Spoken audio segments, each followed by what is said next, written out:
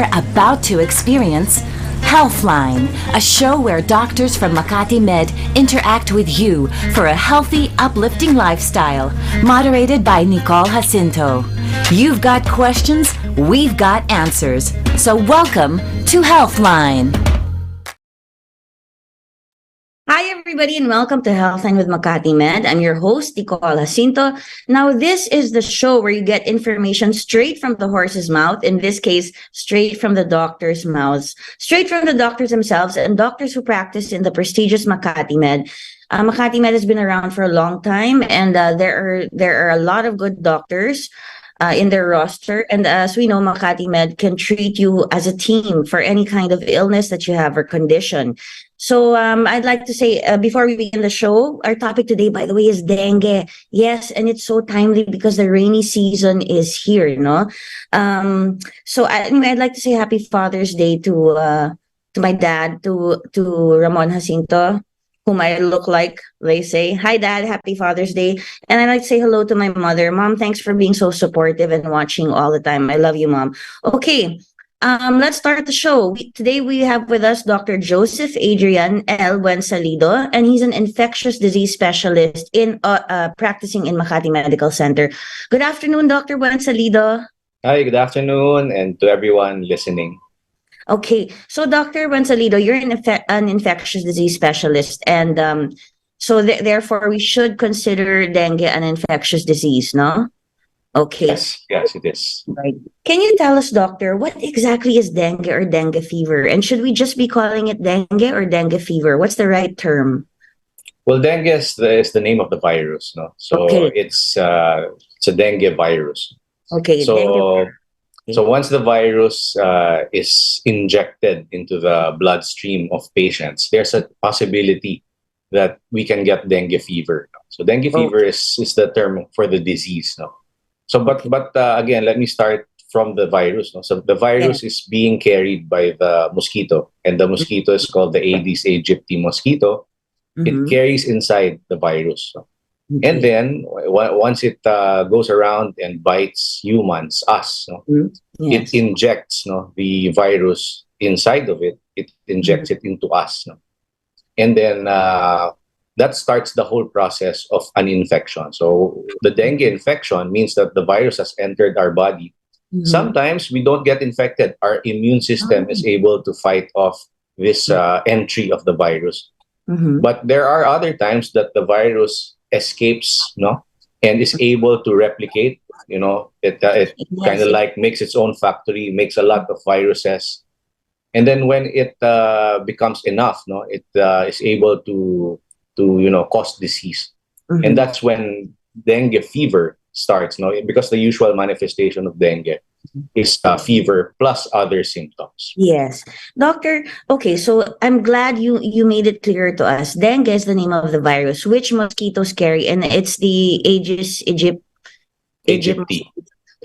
Okay, Aedes aegypti mosquito. So is it only that type of mosquito, or are there other mosquitoes known to carry it also? May mga kamag-anak, there are relatives of aegypti, so Aedes 𝗛𝗶𝗶𝗏, no? But in general, they look the same. No? They look the same. Yung mga parang may tiger stripes. So those are the mosquitoes that we should watch out for because they are the dengue-carrying mosquitoes.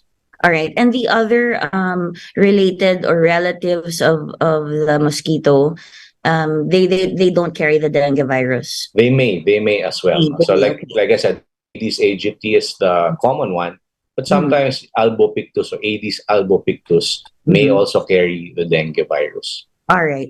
Okay, so doctor, so we get dengue from mosquitoes because when they bite us, they inject it in us. But they're the carriers of the virus, but they don't die from it, no? Is that correct? Yeah, no, they carry it their whole life once they have it. Okay, so they're born with the dengue, like they with the virus in them. So it's a cycle, So the dengue mosquito love to bite us, because we have blood which has water, which has oxygen, sugar, food, So when they bite us, sometimes they bite people with dengue infection already.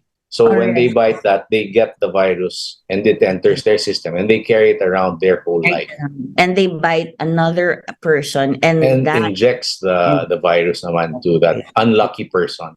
Yes, I'm one of those. All right. So, doctor, how many types of dengue are there? Is there Yeah. only one type? Are there four or three or two? Yeah, there are four types, no? So you can get dengue four times in your life, no? And there are serotypes, no? Parang sa COVID, we have, yung Yeah. sub-variants, variants, Yeah. etc. There are four types of dengue. So dengue 1, 2, 3, 4. And Mhm. usually the scary one is the number 2. Although, aside from that, no, getting dengue the second time around usually makes it even worse. No? Kasi the first dengue infection that you can get may actually be asymptomatic, meaning you don't feel anything at all, or it can be mild. No? Mhm. So many times the first dengue, patients don't even need to or don't even go to the doctor because Mhm. it goes away on its own, or sometimes they don't even feel Or you can something. fight it off. Now your body is fighting it Yeah. off, the immune But system. but usually the second dengue, the second time, it's it's worse than the first time. Yes. Okay. So yes. So dengue, the second one, that's the most virulent strain. That is the one Dengue that's two, yes. scarier. Yes, dengue two Yeah. is scarier than the rest. But okay, so if you get dengue one, let's say, are you immune to that after for the rest of your life? I mean, that's Yes, that's okay. that's the general thing. You'll be immune to one, To but one, you but you won't can be get immune two, to four. 2, 3, and 4. Yeah, so Okay. that's why you can still get. And actually, the bad thing about it is if you get the second dengue, then Mhm. it can actually lead to more complications than the first one. Na usually wala talagang complications. And if you get the dengue 2, basta every kind of dengue from 1 to 4, 1, 2, 3, 4, if you get them, you're immune from dengue. If you get dengue 1, you're immune from dengue 1. If you get Yes. dengue 2, you're immune from dengue 2. And as follows with 3 and 4, but you are not immune to the other. If you get one strain of dengue, you're not immune to the other three types. And as you keep saying, it gets worse. It, Whether you Sorry, go ahead, yeah, doctor. it usually the repeat dengue is usually Mhm. worse than the mild one. But in general, no, the second dengue that you get may actually be the worst one. No, The worst. but in general, if you get a repeat dengue, whether it's your Mhm. second, your third, your fourth, we are on the lookout, and we will guard you Okay. more closely Have compared you to a first dengue. have you treated anyone who's gotten all four strains just out of curiosity?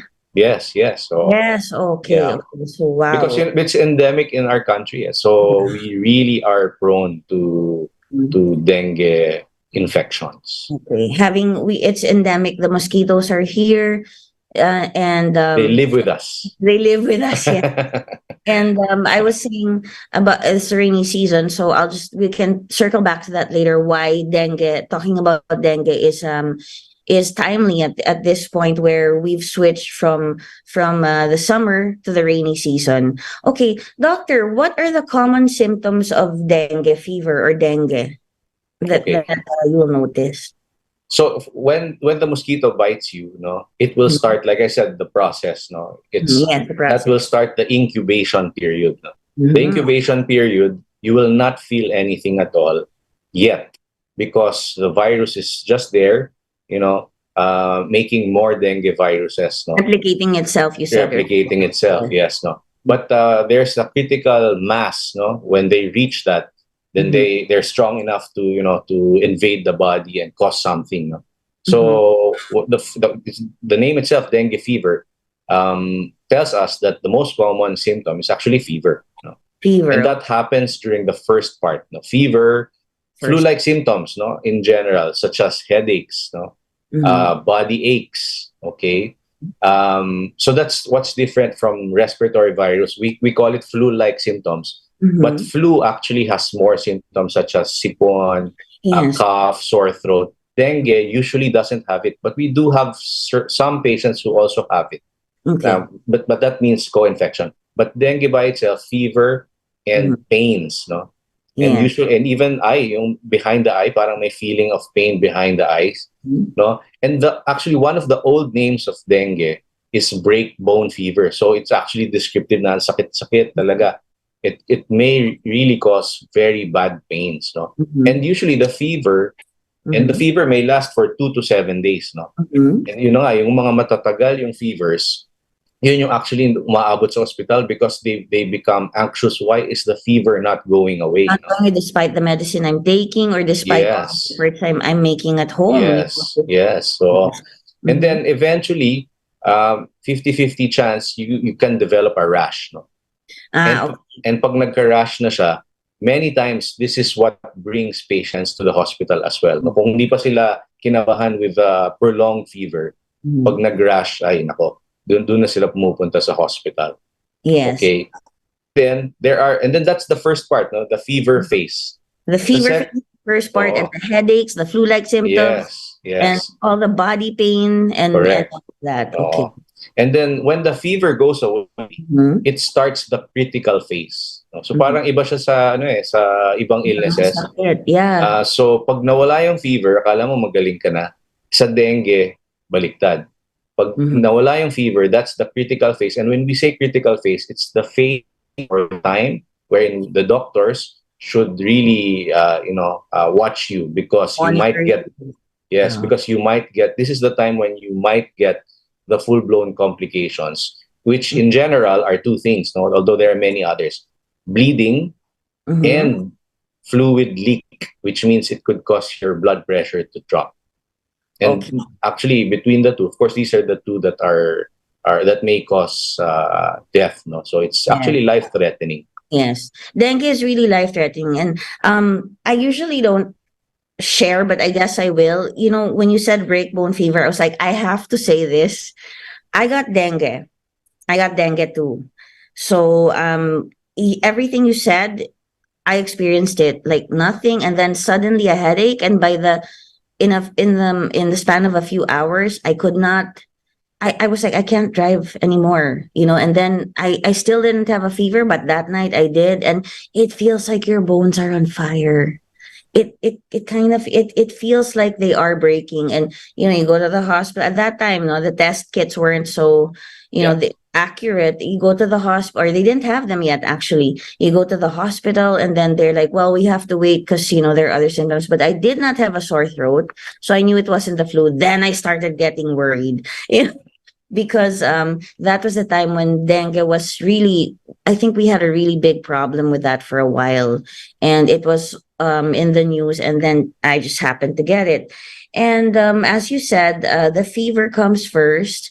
And then I'm just recapping, doctor, and please correct me if I'm wrong.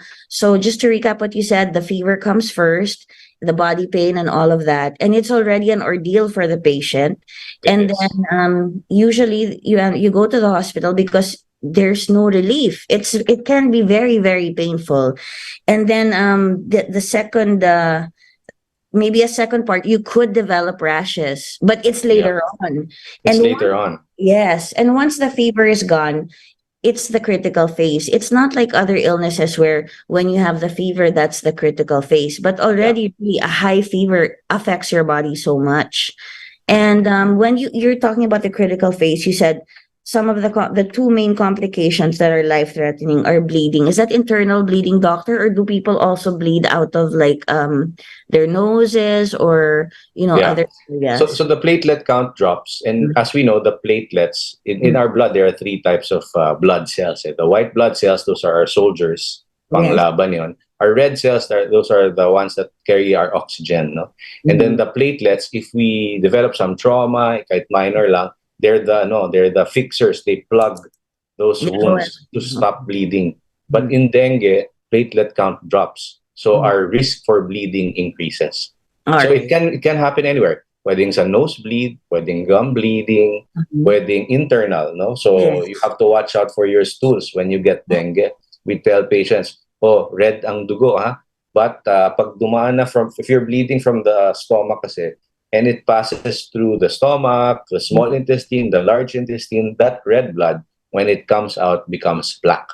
So watch out for black-colored stools, no? Because you might Might, because sometimes you took ano pala, iron supplement, so your stool is black, no?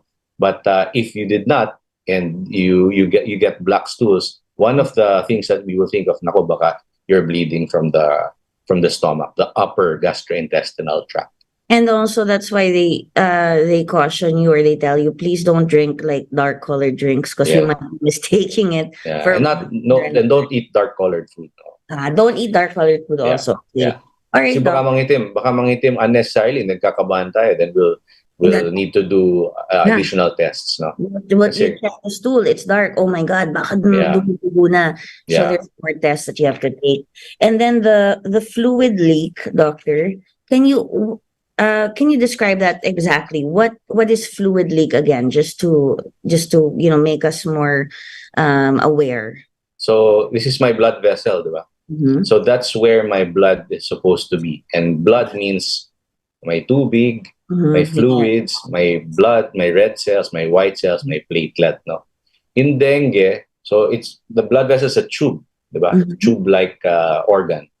So in fluid, and it's made of cells, no? It's made of cells, yes. So in dengue, those cells get injured. So there's endothelial injury, no? Kumbaga, parang the cells get butas-butas, no?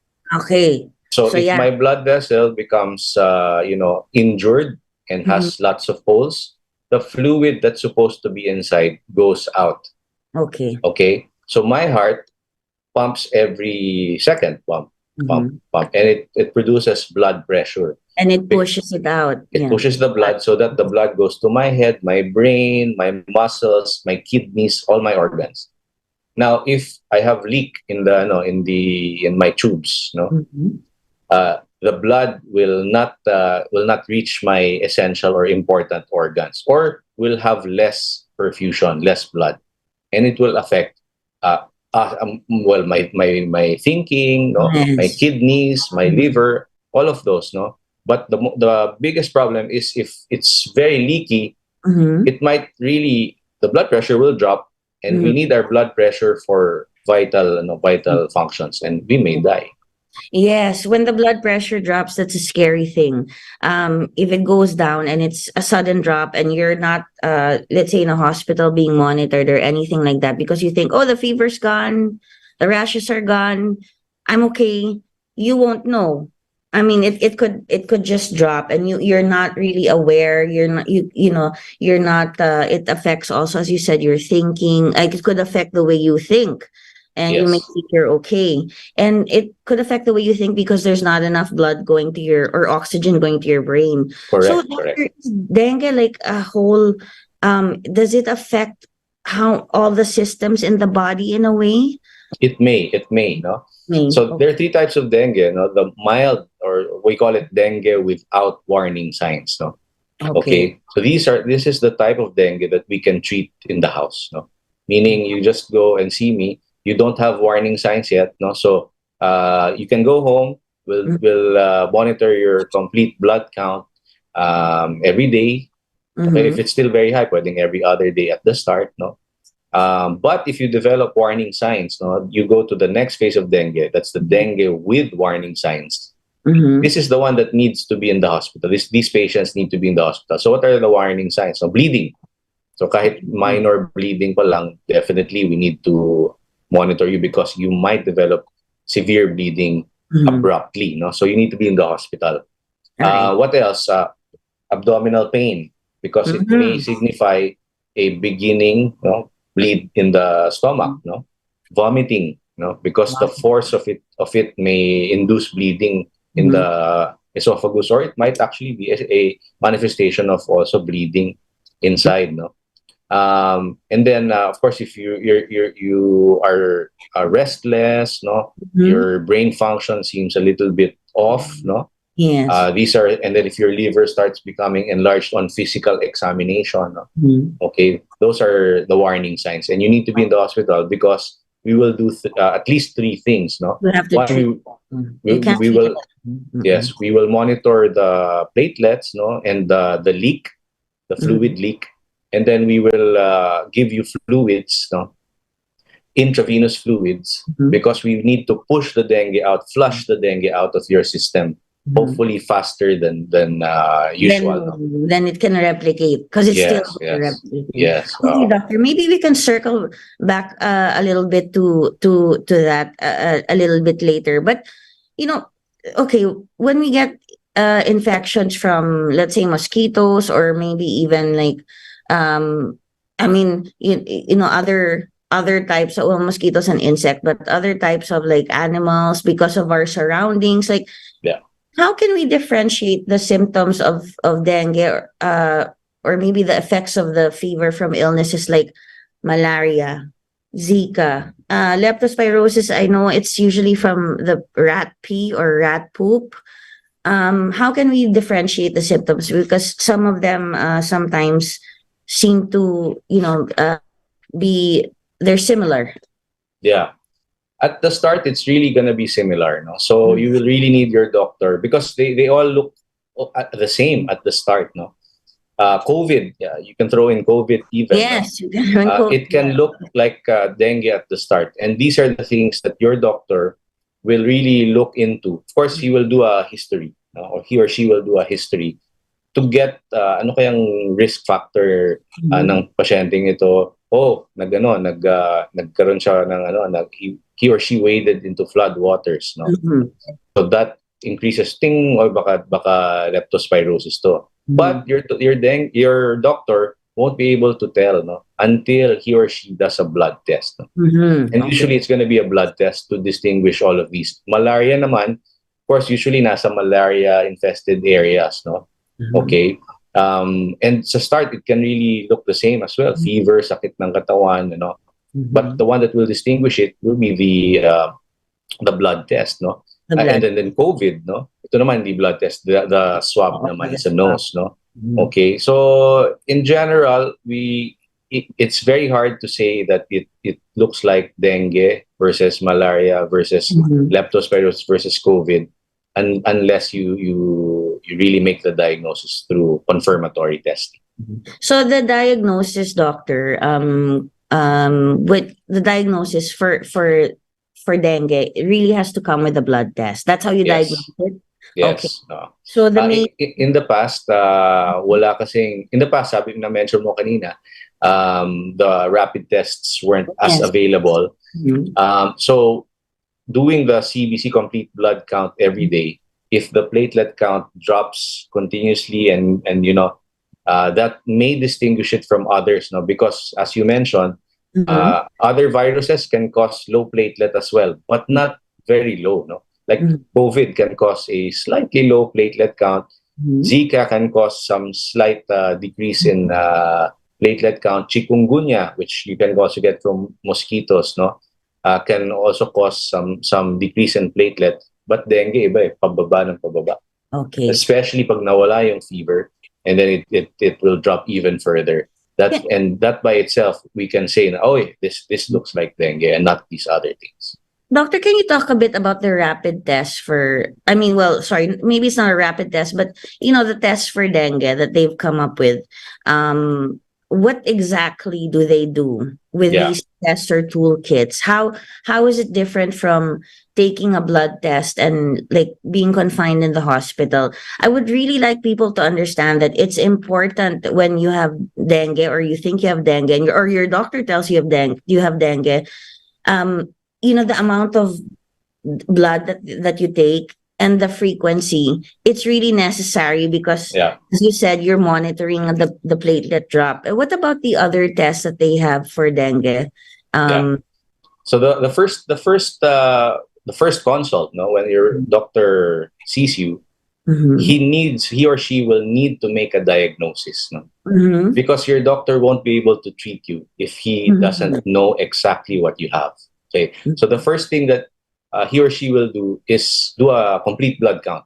We will already get clues from that. No, for example, if your white blood cell count is very high, it might be a bacterial infection. Not all the time, but it might be suggesting that it's more of a bacterial infection than a viral infection. But if your white blood cell count is within normal, or if it's low, no, then we start thinking, this might be a viral infection. Then we look at other things. So if the platelet is low, then dengue starts to be in the picture, no? Of course, COVID and chikungunya, Zika will be there, no? But if, so at that time, we start thinking it's a viral infection. But which virus, no? Yes. Fortunately now, we have fast tests, no, to check if it's dengue, no? Because dengue is the most common, mosquito-borne disease in the Philippines. So naturally, we should be able to rule it out fast, no?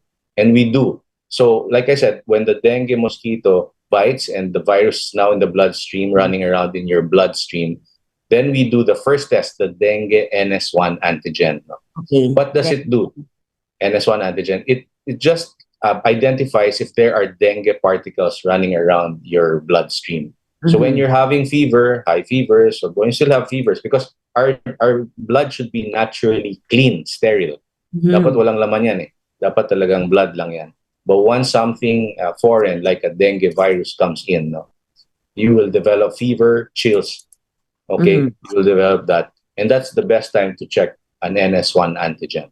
Because it's present, like it's very active in your blood. And as you said, blood should be just blood. Yes. There should not be anything else there. Okay. And if that test becomes positive, it's very specific, then it's dengue. Because the particle is there. We identified it, no? And then we can start forgetting the other illnesses because it was found already. But sometimes that test is negative. Okay. Really? Okay. Yeah. Negative. So we also do an antibody test, parang yung dun sa COVID, no? In the past, no? We don't do that anymore. But but we repeat that antibody test because during the first 5 days, baka negative yan. After the first 5 days, it may become positive. So that's why we repeat it. And of course, the CBC, like I said earlier, if the platelet count is going down, then it strongly suggests dengue. So if a patient is having all these symptoms and they're suffering from, fever, maybe rashes, body aches, of course, probably what you should do is already check with a doctor, go to the hospital, because it could be dengue, it could be other things. I mean, now there's so many other things that you have to check for, especially COVID. But you really do have to keep looking at the blood. And as you said, it's CBC and that test which identifies if there is dengue in the bloodstream. So it's very specific. If he says yes, then now you know that the patient has dengue.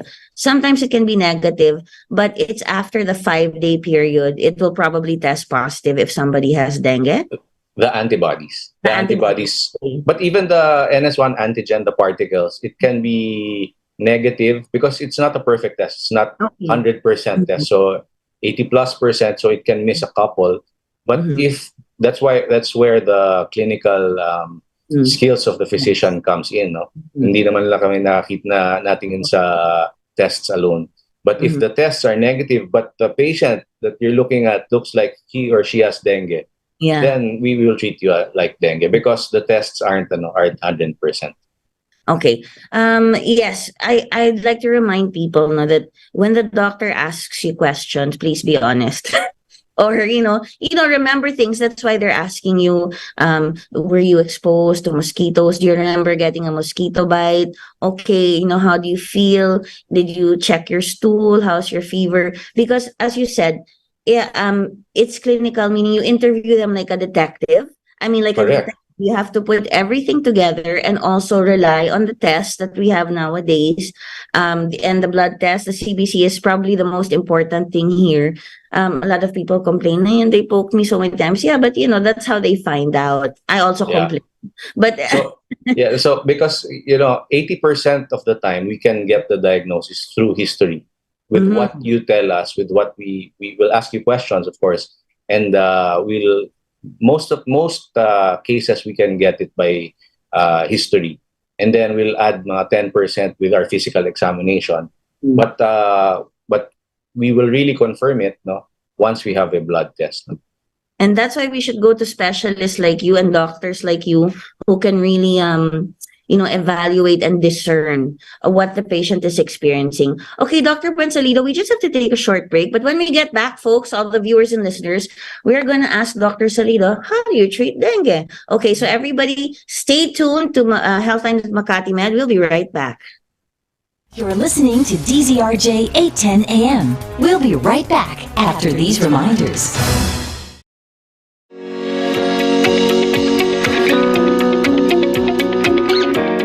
Hi, this is Dr. 𝗂𝗍𝗂 from Makati Medical Center, and I'm happy to share that our world-class quality healthcare with the heart is now more accessible and affordable at Makati Med Care Access, Araneta City. What's more, Makati Med Care Access is the only single-use hemodialysis center in Araneta City. It's now easier for patients to avail of renal care services right in the heart of 𝗂𝗏𝗏. We offer health screening and diagnostic procedures in this facility at affordable rates. You can get services such as mammogram, ultrasound, lab procedures, ECG, and many others. We believe that access to affordable, quality, and compassionate healthcare is a basic human right. And we at Makati Med Care Access Araneta City are doing our best to make this possible to more people. You can find us at the ground floor of Manhattan Plaza Tower 1 in Araneta Center, 𝗂𝗏𝗏. We are open from Mondays to Saturdays from 7 a.m. to 5 p.m. and Sundays from 7 a.m. to 4 p.m. For inquiries, you may reach out to us at the numbers below. We look forward to serving you here at Makati Med Care Access, Araneta City.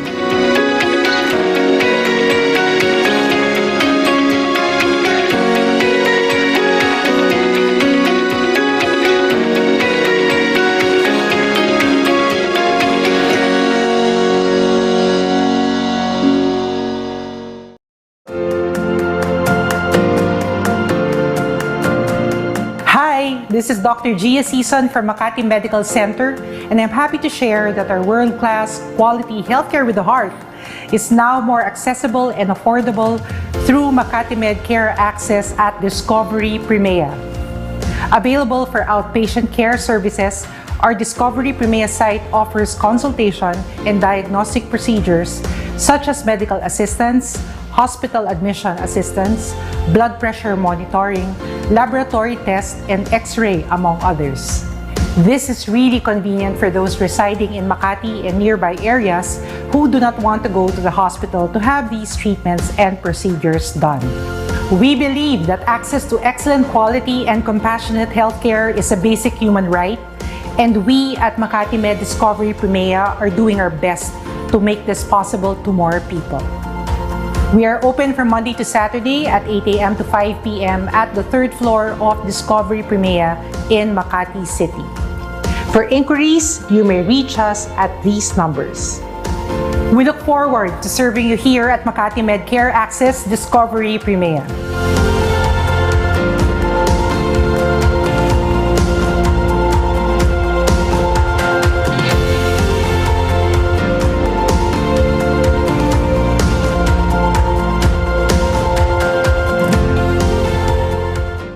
You're back with Healthline, keeping you healthy. Moderated by Nicole Jacinto. Okay, folks, welcome back to Healthline with Makati Med. I'm your host, Nicole Jacinto. We are here with Dr. 𝗠𝗸𝗁. He is an infectious disease specialist from Makati Medical Center, and we're talking about dengue. Our topic today is dengue fever, and all of the ways that we can diagnose the symptoms of dengue and all its dangers. So, doctor, earlier we were talking about dengue, and you were just correct me if I'm wrong. I think just to recap, we asked you the symptoms and you described them, like the fever, the body aches, and then possibly some rashes. And then when your fever disappears, that's actually the critical period, because your platelets could drop. And also, to diagnose dengue properly, you interview a patient and find out, where they were, what they did.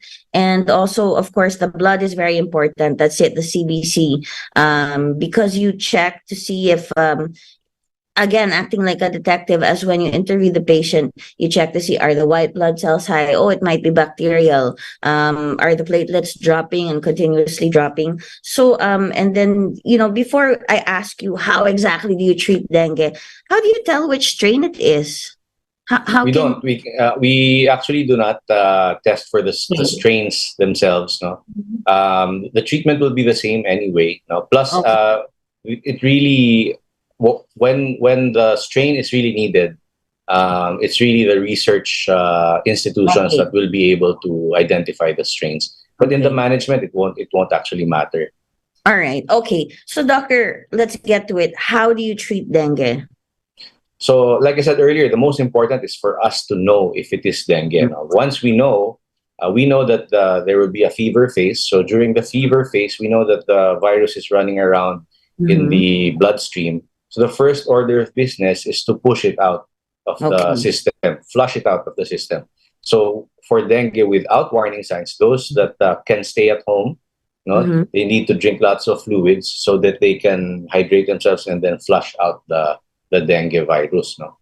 In the hospital, it's going to be the same, but the method will be via intravenous fluids. No, so you will have So, IV. IV line, Mhm. and then the fluid will go straight to the blood and push out the dengue out of your system. No, Do so you you use will this?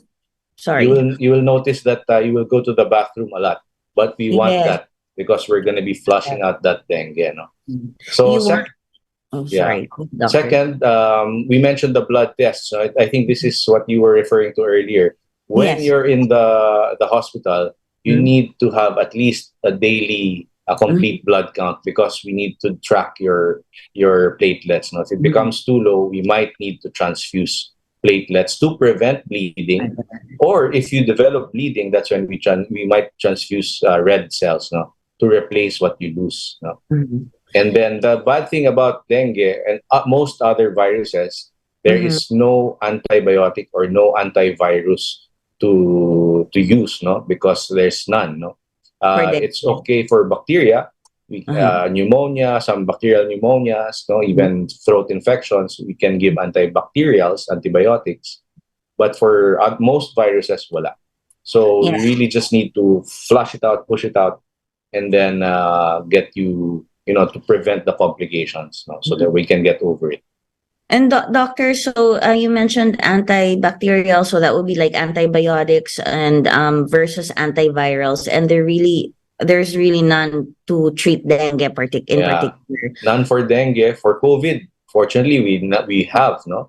Mhm. Okay, bilis nga, we were able to Oo. to develop something for COVID, and it's good because it was actually a potentially a very very life-threatening infection, especially at the start, no, before Yes. vaccines, etc. Mhm. And then for flu, there is an antiviral, no? Mhm. But not a lot, no. HIV meron, may antivirus, hepatitis B meron, hepatitis And these C. are all infectious diseases These that you are all infectious diseases, no. But treat. for many other viruses, there's still an absence of antivirals, specific ones. What happens, doctor, if you leave dengue untreated? Yeah, so if you leave it untreated, the mortality rate increases, no. Mm-hmm. For mild dengue, no, Mm-hmm. the dengue without warning signs, the risk of dying is less than 1%. Okay. But if you develop the more severe ones, no, then you can reach 2 to 5%, no, mortality risk. So 2 to 5 of 100 patients who get dengue may die.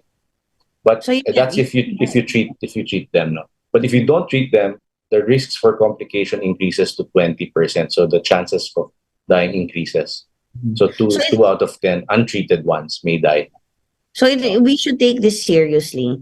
And I think a lot of people who, who have it, and you see all of the other symptoms there, and they're really in pain. So I mean, you will eventually, really go to the hospital and get treatment. I mean, it's necessary.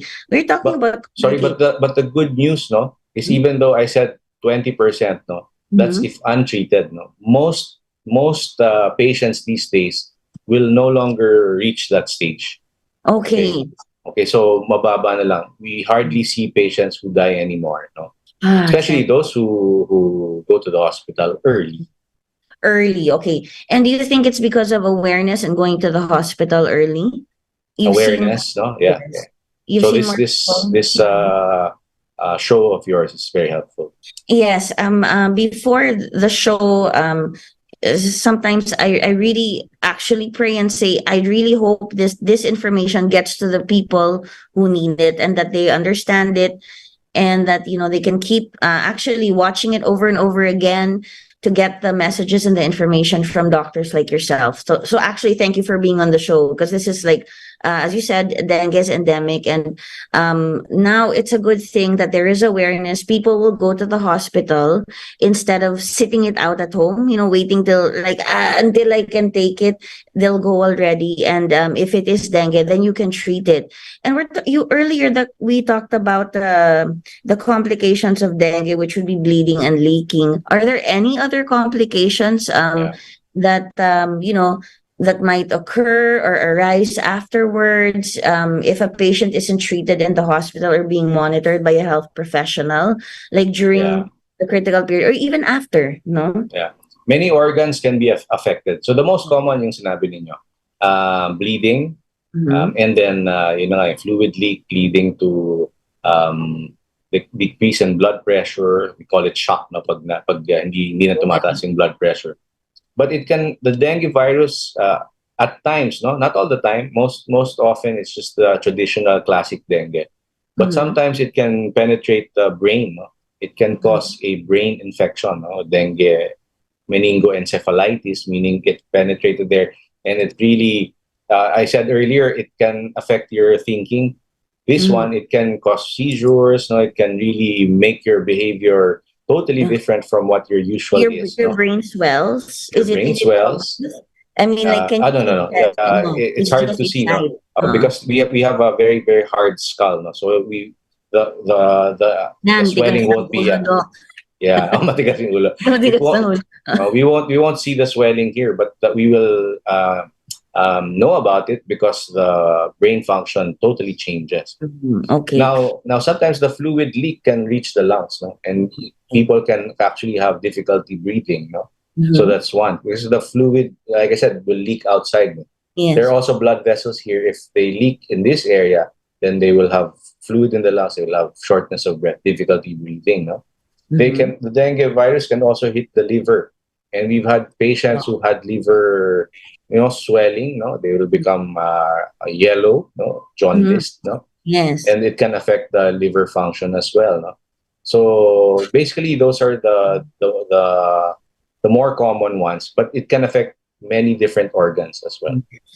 Doc, does this happen during the critical period or right after, or can it happen like 10 days after, 1 week after, 2 weeks after? Can these No, complications arise then?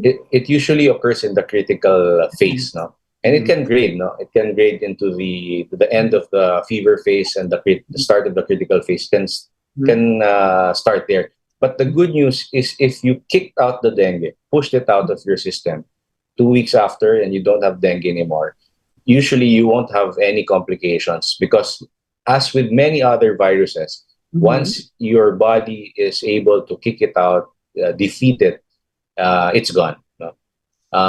But just like COVID, which has a long COVID, no, even Mhm. before COVID, there is already a post-dengue, syndrome, Mhm. which you can actually feel like you've been to war. No, imagine Vietnam veterans. No, they've been Yeah. in war, and then when they go back to, for example, their country of origin, parang they still feel weak. Parang they're still not back to normal. Um, in dengue, the war was inside, no? So when you 1 week after dengue, there are some patients. Many patients don't have it, but there is a certain percentage of dengue patients, no, who will feel like, parang mahina pa ako. 1 week after, 2 weeks after, sometimes 4 to 6 weeks after. But slowly but surely, you will get back to normal. But that doesn't happen to all, in some. The unlucky one again. Okay, but yeah, it does happen to some. I know it happens, and it just really feels like you're not yourself. It takes some time, and all right. So how do you manage these potential complications? Depends on the complication. So, for example, if it's bleeding, like I mentioned earlier, if the platelets are low, no bleeding yet, then sometimes we just give the platelet to increase the platelet count to prevent bleeding. But if there's bleeding already, we have some medicines to try and stop the bleeding. But those that patients lose, we can replace, with red cells. So do you do it at the same time? Do you give medicines that can clot the blood to stop bleeding? Yes. We do it at the same time, because you have to remember, blood, when we order it, it's gonna, sometimes there's not enough blood in the hospital. So, we will do our best to get you blood. But but at that time, we will be able to give you medicines to, to try and stop the bleeding already. And then the blood will come after, when it arrives. Let's talk about blood a little bit and transfusions. When you talk about platelet counts, that's your guide, no? When it hits, what number do you give someone a transfusion, or say, I think this person needs a transfusion? So the normal is 150,000 and above, no? But the two of us right now, we're talking, we're not sick. Usually our platelet counts are 270, 250, no?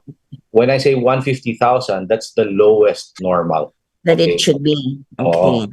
So in dengue, at the start of dengue, your platelet count might be 140,000, 130,000. And over time, in other patients, hindi nangyayari. But over time, sa dengue, bumawa 140, 120, 110. And then usually, when it's below 75,000, half of normal, that's low already, But we don't actually need to give you blood transfusion yet at the time. If you're not bleeding. If you're bleeding, then we give you transfusions right away. Significant bleeding. Okay. But in general, if it's below 10 to 20,000, depends on the hospital, kasi sometimes mabilis yung blood, sometimes mabagal.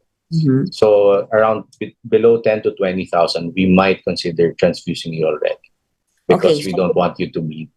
So, you and I, let's say you and I are talking, we're both not sick. Usually our blood platelet count is mga 250, 270. I'm just recapping what you said, and please jump in and correct me if I'm wrong. So I really want to understand this, and I also hope that all the listeners and viewers out there are getting all the information and that they need to maybe deal with this, or hopefully not, but at least they're very informed about it. And so you monitor the platelet count, and usually at the start of dengue you have something like 130. The lowest it should be is 150,000 platelets. That's the lowest normal. Still normal. But at the start of dengue, you may suspect, let's say someone takes your blood in the emergency room, it's 140, 130. Okay, let's start monitoring this. And then you can tell that from a CBC, no? Yeah. A blood count. And then that you can also start looking at the white cell blood count and all of these other things.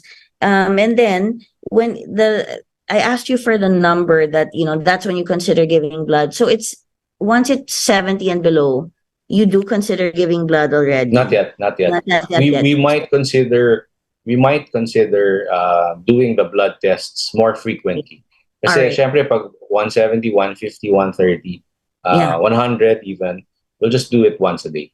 Okay? Because we don't want to, we get it from the blood vessel. So we don't want you to we don't want to get blood unnecessarily. But when it becomes lower, that's when we consider. I don't know if the drop is fast, then we need to do maybe 2 times a day, already Like yesterday it was 90, and then the next day suddenly it's 70, and that's when yeah, we start yeah. take the blood more often. And you do give blood when it's about it depends on the treatment that the infectious disease doctor infectious disease specialist like yourself, and whatever other medicines you give, it depends on like if it goes to 10 to 20,000 though, you probably Below, getting yeah, yeah. blood transfusion. And what you transfuse, doctor, only the platelets, right? You don't transfuse So, the so, blood. so Okay. platelet count. If the platelet count is below 10 to 20,000, we start to consider. Nako, we might need to give you platelets to Mm-hmm. prevent bleeding. Mm-hmm. Okay, Okay. because if it becomes too low, your risk of bleeding increases. Mm-hmm. Okay. Now, but if you're bleeding already and we feel, and based on our assessment, you've lost a lot of red cells, then we transfuse red cells. Yes, okay. So it depends also, like because doctor, can you tell us what is blood made of? There's plasma, which is like the liquid. There's Yeah, there are three types of cells in the blood. No, the white blood cells, those are the soldiers, panglaban sa infection. No, we have the red cells, the oxygen carrying cells. No, that of course we need oxygen everywhere, the brain, all organs. And the platelets, those are the blood stoppers. No, meaning bleeding stoppers. No, so they aim to stop bleeding. So yun, if you lose a lot of red cells, your organs will suffer. Wala silang oxygen masyado. We need to replace the red cells. Ngayon, if your platelets are low, meaning your risk of bleeding increases. No? So we need to replace the platelets so that your risk decreases.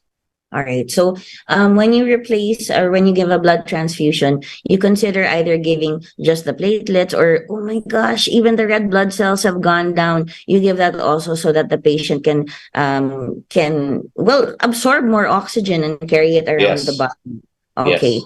So that's great, doctor. And also, like you were saying earlier, just to emphasize it, I'd like to emphasize it. Sometimes there's no blood in the hospital. Is it really hard to get blood nowadays? I mean, do you have to buy blood, or are there people who sometimes in the family that you ask to donate blood, but Yes. it's not really their blood that's being put in? I Yes. mean, Yes. there are cases like that, no? So Yeah, sometimes we have lots of blood in the blood bank, no? But sometimes in the hospital, a lot of other patients need it, not just for dengue, for example, for leukemia patients, no other indications, no? So sometimes there are times that we really need to get blood from somewhere else. Like for example, it's a Red Cross, no? They're really very helpful then. So it's tulungan naman yan eh. If we don't have blood here, then there will be coordination somewhere else. And sometimes of course, we will ask family members, friends, no, to donate. It doesn't mean that that same blood will be given to the same patient, no? Pero it can be used for exchange, no, things like that.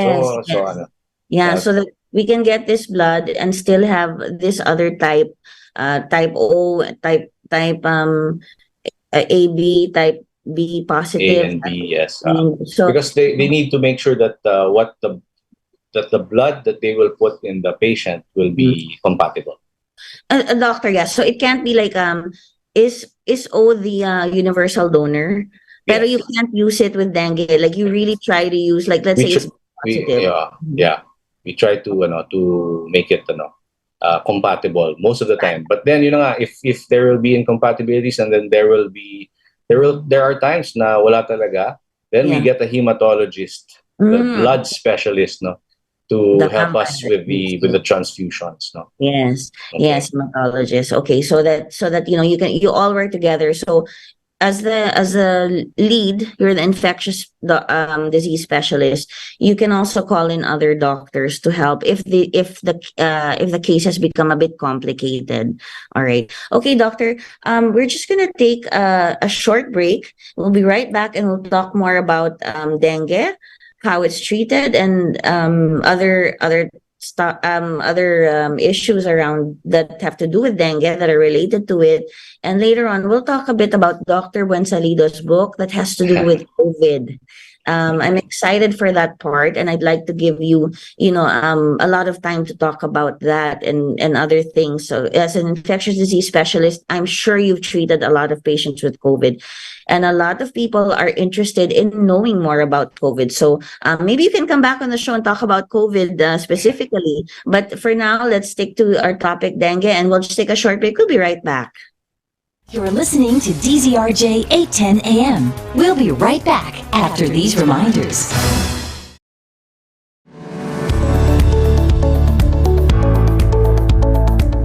Hi, this is Dr. 𝗂𝗍𝗁 from Makati Medical Center, and I'm happy to share that our world-class quality healthcare with the heart is now more accessible and affordable via Makati Med Mobile Care Access. As the name suggests, this service is mobile, which means that we go to where you are. Mobile Care Access deploys a team of professionals for face-to-face consultations and to conduct basic laboratory and diagnostic procedures, as well as vaccination and testing, depending on your needs. We can go to any location of your choice within the metro and readily offer these healthcare services to communities or groups. For added convenience, different modes of payment are available, including HMO benefits for those with a valid letter of authorization. We believe that access to affordable, quality, and compassionate healthcare is a basic human right, and we at Makati Med are doing our best to make this possible to more people. For inquiries, scheduling, or pre-registration, you may reach out to us at the following numbers. We look forward to coming to you and serving your community with Makati Med Mobile Care Access.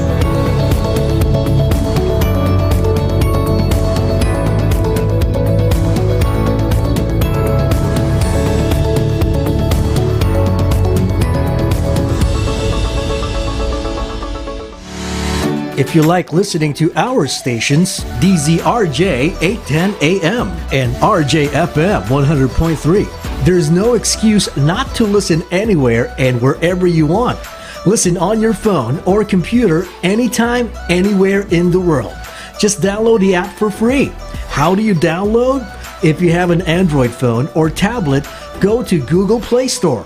If you have an iPhone or iPad, go to Apple App Store. It's that simple. We have 3 streaming sites. Just type in TuneIn Radio or Radio Garden or Streema. That's STREEMA.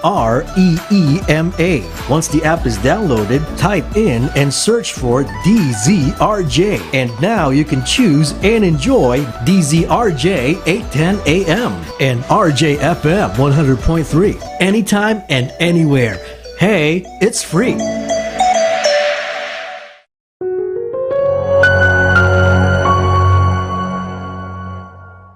You're back with Healthline, keeping you healthy. Moderated by Nicole Jacinto. Okay, welcome back to Healthline with Makati Med. Thanks for joining us. And you can subscribe to the Radio Bandido channel just by clicking. That's DZRJ 810 AM. That's 810 AM. There's no cost to it. And you can watch this show over and over again. You can also watch it on Facebook and through other streaming platforms on YouTube and, other stuff. You can see it on TV. We're live now. And you can also listen to it on the radio. That's DZRJ 810 AM, 810 AM radio. Still the best. Our guest today is Dr. Joseph Adrian 𝗛𝗶𝗶. He's an infectious disease specialist from Makati Medical Center. And I'm your host, Nicole Jacinto. Dr. 𝗛𝗶𝗶, we met before, Yes. doing a show. I remember you very well. And I was wondering when I should bring it up that we've met before. I was Oh, yeah. excited when I saw that you were the guest, and anyway. Let's not pretend we don't know each other. You were a great guest and you still are. I am having so much fun interviewing you. You're very informative and you are really educating me. And I hope other people out there will get as much as I am getting from my interview with you. And I hope you do come back to talk more about other infectious diseases. Sure. Instead of freaking out, we should learn more about it and so that we can address it. Okay, Dr. Difficult, I have a difficult question for you. Well, let me start by asking you. You said there are medicines that you can use to treat dengue? Well, like unfortunately, nothing specific for dengue. No, not like if you just to have a treat. bacterial infection, we don't have any antivirals for dengue. But the main thing is fluids, and then Fluids, if you bleed, then we give medicines to try and stop bleeding. try and stuff. Of course, Okay. paracetamol for fever or pain, no? Mhm. And maybe one important point, in dengue, bawal talaga yung mga non-steroidal anti-inflammatory agents NSAIDs, like naproxen, celecoxib, no? Or yung kamag-anak ng celecoxib, mefenamic acid. So, the safest for dengue is really paracetamol for fever or pain. I tend to not like NSAIDs. Okay, never mind. Let's not get into that. Yeah. Why is it bawal? Can you tell us why? It increases the chances of bleeding. So Okay. so we don't want to, because the dengue infection, the disease itself may increase your chances of bleeding, and we try to shy away from those medicines that may add to that. Okay, so Add to that bawal ang risk. NSAIDs. And like, as you said, it's stuff like mefenamic acid, celecoxib, and these other things that we take that are stronger than paracetamol or acetaminophen, which is practically the same as paracetamol. Paracetamol, yes. Yeah, pwede Yeah. yun. Pwede yung acetaminophen. Yeah. Okay. So doctor, what about vaccines? Are there vaccines for dengue? There was a vaccine, 𝗛𝗲𝗁𝗃𝗃, but it's no longer available in the Philippines, unfortunately. So we don't have it anymore. It would have been nice for us to have it, no? Because it protects those who've had dengue before. Dun lang, I think the mistake of the Philippine government was that it rolled it out, but they did not check whether those they gave had previous dengue. Yeah. Because this vaccine is actually very good for those who've had dengue before, but should not be given to those who've not had dengue before. Yeah. Remember, it's the same concept. The first dengue is mild, okay? So we don't need to give the vaccine for those who've not had dengue, because they will naturally just develop a mild dengue if they get it. But for those who've had dengue before, they're at risk for having a severe dengue. So those are the ones. Those are the ones we give the vaccine to. When you've had dengue before, any type of dengue, there are 4 types, as you said. If you get the third, the fourth, whatever it is, let's say you've gotten dengue 4, if you get dengue 1 or 2 or 3, anytime you get another type of dengue, your body is really weaker, and that's when the complications could become worse. I mean, yes, having that. Okay. Actually, it might actually be the other way around. Okay. Your body is primed already. Kasi kumbaga, your body encountered dengue before. So there's an over-exaggerated response if you get a second dengue, and that's when antibodies rush forward. And, so that our immune system overreacts. Yeah. And so it's our own immune system kind of making us more sick. Yeah, we call it antibody-dependent enhancement. So kumbaga, na-enhance even further. So the chances of complications increases. Okay. What could be those antibody and enhancements, doctor? I mean, how do they manifest? I guess for people who have had dengue, what if they get dengue again? How would they feel? I mean, what are the kind of the more dangerous things or the risks of getting dengue twice or thrice or even 4 times? Yeah, it's basically the same symptoms, no? Fever, pains, no? But the chances of complications, no? Getting the severe type of dengue, which means getting more bleeding, no? Getting more fluid leak, no? Chances of your brain getting infected, no? Increases, no? But the first 2 are actually the most common. The others are less common. Okay, the others are organs. And in terms of your brain getting affected, I don't think I got to ask you this earlier. Is that permanent damage or temporary? No, the good thing is if we're able to push it out, no, we'll of course we'll support you. During Yes. that time, many of your functions, bodily functions, might not be working as well. No? So what we'll do in the hospital is we will replace some Mm-hmm. of those functions. For example, if your brain is swollen enough that it's not allowing your lungs to work well, Mm-hmm. then that's unfortunately we'll need to place you on a ventilator, and Okay. and and that will breathe for you in the meantime. No? And of Oh, course, if your blood pressure drops, they will give medicines, including blood pressure epinephrine. medicines. No? Huh? Yeah, so we will support your body until such time that Okay. we are able to push out your dengue So infection out of it's your body. mostly really getting the virus out of your body, and Yeah, once it's out, you you start healing. yeah. Okay. Of course, there are some who get really a bad inflammatory infection or swelling of the brain, and sometimes there will be some scarring. Mm-hmm. And it may take a bit of time to get back to normal. So that happens. No, sometimes there are more complicated cases than others. Now, is it just flushing out, or do you use things like steroids for the inflammation or anything like that? No, same as non-steroidal anti-inflammatories. No, Mm-hmm. steroids are generally contraindicated, or we cannot Mm-hmm. give it, or we prefer not to give it Mm-hmm. because it increases the chances of complications. But sometimes, for example, when it's really, really, really needed, for example, because the skull, for example, is in a confined, Yes. that confines the brain. No? So Mm-hmm. there's no room to swell, and Mm-hmm. that will be harmful for the brain. Mm-hmm. In conjunction with neurologists on the team, no, Yes. if Mm-hmm. they will tell us that yeah, we really need to Getting give too the tight. steroid, then there's no choice. No, but again, we weigh the benefits and Yes. the risks. Okay. And doctor, I was telling you, I was going to ask you a controversial question. It is about the vaccine. Just to get back to that and make it clear, you think Dengvaxia is good vaccine? Yes, Okay as for long as it is people. given to the set of patients who will benefit from it, Yes, and that's people who have already had dengue. who've Whether already it's had dengue. one or two times, okay, you don't want them to get it a third or fourth time. Why is it not good for people who have not yet had dengue? Because Wh- it increases the chances of them getting a severe dengue the first time they get it.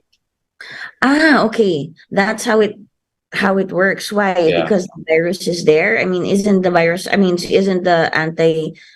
Sorry, antigen It supposed? increases the chances that your immune system will overreact the So it's like first time you get dengue. so Yeah. it's like if you get dengue once and the second time or the third time your system overreacts. If you have not yet gotten dengue and you give them Dengvaxia or the vaccine to someone who has not gotten dengue, then if they get dengue, because there are four types and they can get the three other types, then your body can also overreact. So it makes it Yeah. more dangerous for those who have not gotten dengue yet. So in short, we don't want patients to. We prefer that you get a first mild dengue, then Mhm. get the vaccine first. Okay. Why is it good? I mean, why is it okay if someone has gotten dengue already, then you give the vaccine? How does the body react in a different manner? Yeah, because of the complication of enhancement of Mm-hmm. the over exaggerated response. No, because for a second dengue, you are prone to get a severe dengue, a more Okay. severe dengue. So the studies have shown that if you get a vaccine after Mm-hmm.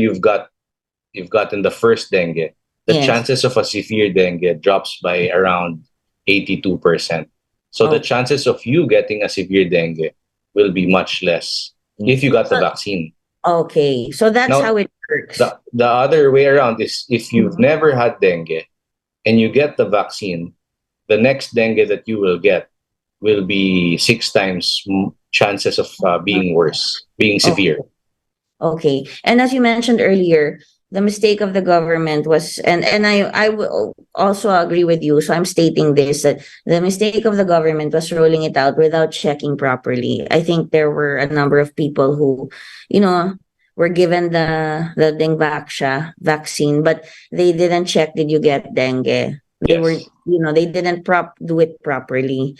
It was just sort of given out, and they did not, they did not have a history of these patients or these people, and that's why there were a lot of illnesses and deaths associated with it. So it's not available anymore in the Philippines It's because not of, available. yes. Okay. All right. Yeah. Although there were, it's hard to say, no, that it's because of the vaccine. Yes. The effect of 𝗛𝗵𝗁 actually it makes a new dengue infection worse, no, if you've not had it. Okay, so it's not because I got injected, no, I'm worse now, no. But if I've not had it, I'm at risk of getting a more severe dengue if I get dengue second time. Medyo complicated. Yes, so no, no. I it's mean, really you have to sit down and think about it, because if you just, sometimes you just listen to sound bites, etc., and it's really deeper than that. It's not, it's not easy to digest. You I'm really so have to happy think about it. that you answered it. I put you in the hot seat, but you're used to that from me because we've met before, and you know your stuff and you know why, and that's the reason. At least we don't just think of it in one way, and we hear the noise and we don't automatically assume things about it. We can learn also the truth about vaccines and conditions and illnesses and situations when it comes to dengue and other illnesses. Should it arise, also should the issue of vaccines and other things come up. So like I have a story for that. Sure, go ahead. That time I had a husband and wife who had dengue at the same time, and they had both of them had bad dengue. Okay. And so after that, that was the time when 𝗛𝗵𝗁 was still here, no. So I offered to them, no, actually, you're at risk for severe dengue, because it's yours. That was their second. So you're eligible for 𝗛𝗵𝗁. So they signed up for it, but so they were discharged, and the time that they were supposed to follow up, that was the time when 𝗛𝗵𝗁 was pulled out. So I had to call them. Sorry, I cannot inject you anymore. But it's available in Singapore. It's approved in Singapore. It's approved in Brazil. It's approved in the US. No, as long as you use it properly, it will actually help. No, so it can help. Okay. Thank you for making that clear, doctor. And thank you for letting us know where it's available for people who have had dengue and it might be a concern. Thank you so much for all that information. I mean, it clears up a lot of things for me, and I hope it clears up a lot of things for people who are listening to the show and who have thought of the 𝗛𝗵𝗁 issue, that where it was so just a big mess for people who, for people like myself who are not in the medical field. It was just a big mess of why and why not, what is it good for, so now it's very clear. You've made it very clear. Thank you for educating us, doctor. And now when it comes to risk factors for dengue, preventive measures, can you tell us, like, who are more prone, or is there to getting dengue? Is there a certain demographic and all of that, or what measures can we take to prevent getting dengue? Sorry. So our enemy is really the mosquito. Okay, dengue deaths, no, mas marami sa kids, sa school age children. Probably because, I'm not sure now, kasi nagkakaroon ng baliktad ngayon, a lot of kids now stay with their gadgets in the house, no. Okay. But in general, no, they are more prone to getting bitten, no, by mosquitoes, no. But all of us can get bitten, no. So let's just keep in mind that our enemy here is the Aedes aegypti mosquito, that mosquito with the white stripes, no. And how do we prevent it, no, from biting us, no? First, we have to take care of their breeding sites, no. And and you mentioned after The rainy it's season. rainy season. Yes. So there are some stagnant, after it rains, look around, baka may stagnant water around your area, around your neighbor's area. No, Yes. because that's where the mosquitoes love to breed, no? In stagnant water. No? So pag meron mga ganun, tanggalin natin because once they're able to breathe ng itlog na yon, and the water actually promotes them, the eggs themselves to to persist, no. And once they're there, no, and some of them will have the dengue already, they start biting. And these dengue mosquitoes, the Aedes aegypti, they're active biters. They're active biters, yes. 10 a.m. to 3 p.m. 10 a.m. to 3 p.m. They can still bite at night, but they're most active 10 a.m. to 3. So we should, protect ourselves around that time. No? I remember hearing a long time ago, I think this was called H fever before by some, when I was younger, and we were so scared of mosquitoes during the day. And as you said, they can still bite you at night. But they're more or most active between 10 a.m. to 3 p.m. And just to recap what you said, as a reminder, it's rainy season. So, sometimes you have things there, containers you're not aware, or your driveway is not exactly even. That happens in Philippines all over, and there's stagnant water, and maybe take it out, brush it out, just make the extra effort. Or some people have tires lying, and they collect water as well. I do remember going around when I was a kid and pouring oil because so the mosquitoes can't breathe. Putting oil in stagnant water when it was too difficult to take it out. So they got even with me and bit me. But when you put oil, they can't breathe. So anyway, that's a good way. Like, and also, doctor, do mosquitoes, like, are they more attracted to darker clothing or lighter clothing, or is there anything like that? But in general, no. Of course, clothing. Mas maganda kung if marami talagang mosquito, it's better to wear long sleeves, no? Yes. Or kung kunwari maraming mosquito sa inyo tapos naka-shorts kayo, then they have more places to land on, no? And so those are the things that we can do. Insect repellents, no? Whether the ones that you place on your skin or anything that will prevent these mosquitoes from biting us is the first step. No? The first step. There are patches also, right? There are patches. So anything to take out the stagnant water, wear long clothing, cover up during this rainy season especially. And even if you look like you're from another country, just cover up, it's okay. And then because of the weather, because it's hot and it's rainy, but wearing shorts and all of that is not really advisable. And then also, as you said, you said to cover up, and also just from 10 a.m. to 3 p.m. that is when they're most active, and just be careful because they're active biters. The government has the 4S program to remind us, no? Okay. The 4 S's. The first S is self-protect. Yun yung sinabi natin. To protect yourself. And then the second S is to seek consult early, no? Like I said, there are some patients who come, yung platelet nila is already 30. It's harder to treat, no? It's harder to push it out because it's already bad, no? And then, say, yung sinabi natin, yung say yes to insecticide fogging if talagang may outbreak, no? And then I forget the last S, no? But it'll come to me. Yes, it will come to you. And doctor, thanks for giving us that information about preventive measures. And as you said, use the repellent, also whatever you can do to make yourself unattractive to mosquitoes, so that they don't bite you. They are active biters. I remember the mosquito that bit me. It really hurt. I mean, I was wearing jeans. I was wearing jeans and socks and rubber shoes that were high. I was covered up, and it really found a way to go inside my jeans and above the line where my socks were, and it bit me there, and it was so painful. I mean, I got surprised or shocked when it bit me, and I really slammed it, So thank God, hope that it died and it didn't get to bite anyone else, but after me. But that was really, I remembered being bitten, and that was really like, oh my God, this mosquito is, it's pretty tough because sometimes you can get bitten and not notice it.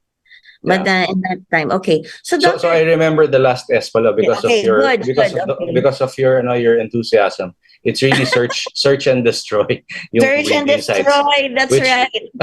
because I remember I saw your face really so Yeah. search and destroy the breeding sites, which we Yeah. already talked about anyway. Yes, and we'll pour the oil and whatever it is, throw out the stagnant water. Okay, doctor, is there anything else you'd like to say about dengue or any advice before we talk about your book? So I think the four S's will be the easiest to Okay. remember. No? So Mhm. like I said, self-protect, and then sabi ko kasi yung search and destroy, Search and destroy, and seek consult early, seek consult and early. then say yes to fogging if it's Yes. needed in the community. Yes. Okay, doctor, let's talk about your book. Mikrobyong maliit, pandemyang pasakit, ang tinulang salaysay ng pandemyang COVID-19. Can you Yeah. tell us about your book, doctor? So this is the book. Okay.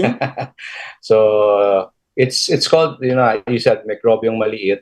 So yung mga mikrobyo naman talaga maliit yun. But I'm talking about the virus. No? Kasi viruses are actually smaller than bacteria. So mikrobyong maliit, and that pertains to coronavirus, this new virus that we had. And we experienced it, no? Pandemyang pasakit was really a difficult pandemic for us, a new, unique experience for us, no? So this book actually is a poetry book, no?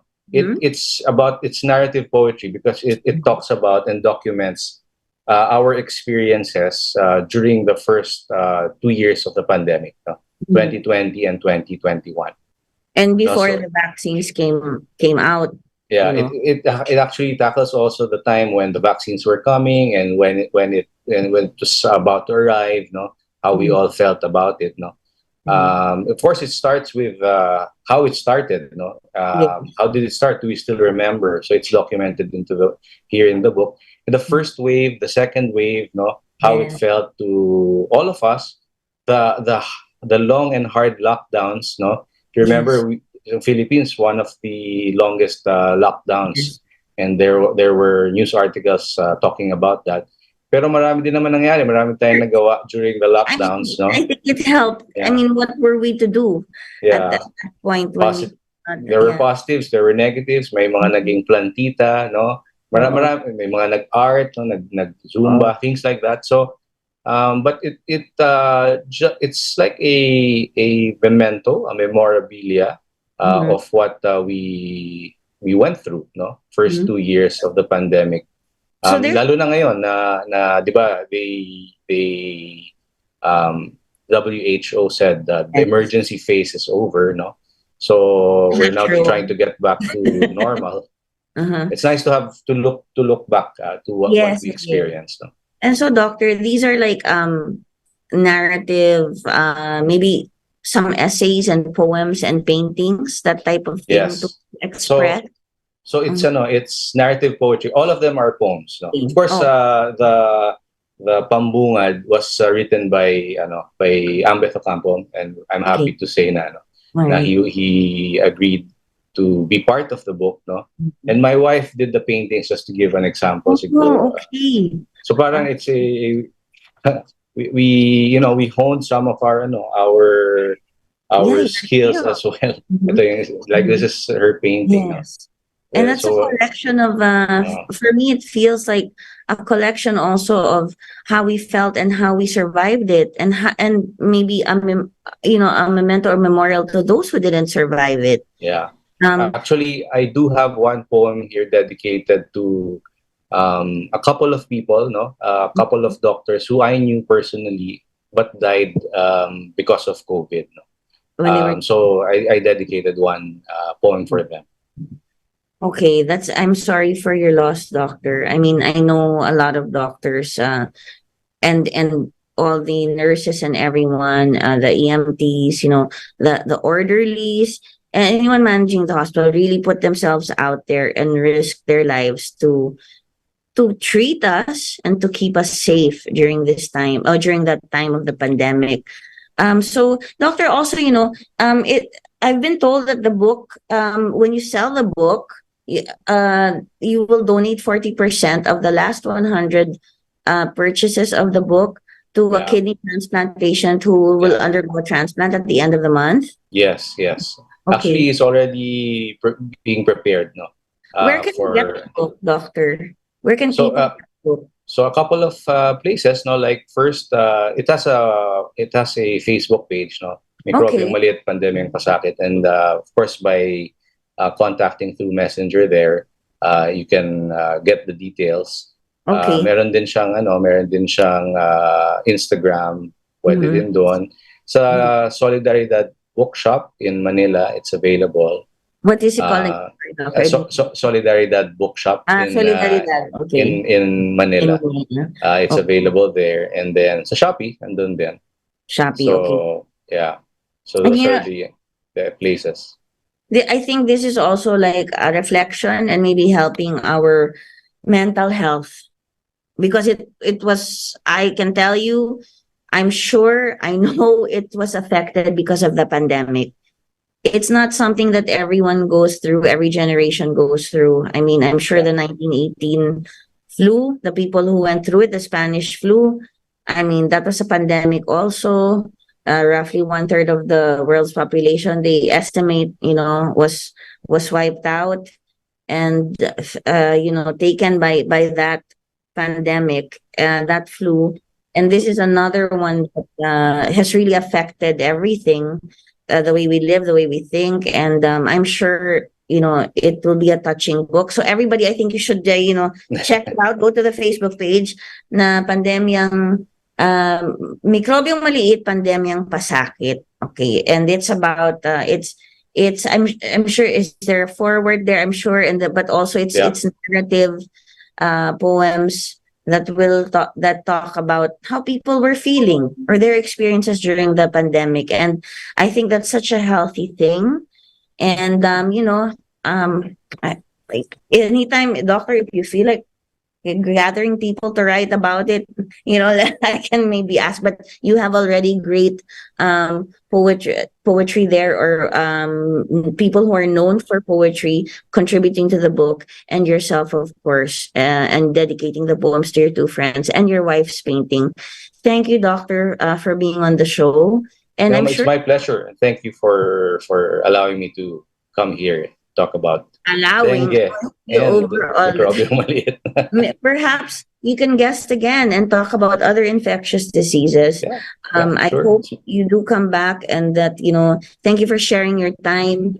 I mean, there's so many, I know you're treating a lot of patients, and I think this book that you've come up with is it's such a touching and beautiful idea, and you're helping a kidney patient with the last 100 purchases, because you'll donate 40% of the proceeds. So I do urge people to check it out. Doctor, thank you very much for being on the show. Thank you for the invite, and it was my pleasure. And please come back again soon. Mark, we gotta get Dr. 𝗛𝗶𝗶𝗵 back soon. Okay, it's nice to see you again. Although it's virtual, I enjoyed so much, and I was able to discuss with you as though we were seeing each other in person. Thank you for being on the show, guys. Today the topic was dengue, and I hope you join us next week, where the topic will be acute stroke. This is Healthline with Makati Med. We have had Dr. 𝗛𝗶𝗶𝗵 on the show. Thank you very much, doctor. I'm your host, Nicole, and we'll see you next week, Monday, 5 to 6:30 p.m. Thank you. Bye-bye. Thank you for tuning in to Healthline with expert doctors from Makati Med, giving you the chance to interact, uplifting your lifestyle. Moderated by Nicole Jacinto. Tune in again next week for your weekly dose of Healthline. The views and comments of the